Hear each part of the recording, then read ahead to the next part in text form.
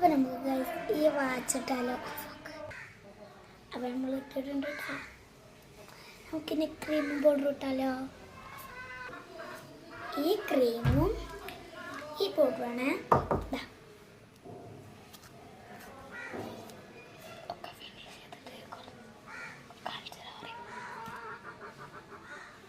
ഒക്കെ ഫിനിഷ് ചെയ്തിട്ട് കാണിച്ചു തരണം. അപ്പോൾ ഇങ്ങനെ വെച്ചു. നമുക്ക് കുറച്ച് നേരം ഉണങ്ങാൻ വെക്കാൻ ഒരു 10 മിനിറ്റ് ഉണങ്ങാൻ വെക്കട്ടോ. അങ്ങനെ നമ്മൾ ഉണങ്ങാൻ വെച്ചു. നല്ല വൃത്തിയായിട്ടുണ്ട് കേട്ടോ.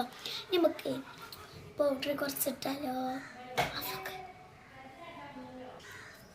അങ്ങനെ നമ്മൾ പൗഡർ ഇട്ടിട്ടുണ്ട്. അതും നമുക്ക് തുടക്കാം. അപ്പോൾ നമുക്ക് ഈ ലിപ്സ്റ്റിക്ക് ഇടാം കേട്ടോ.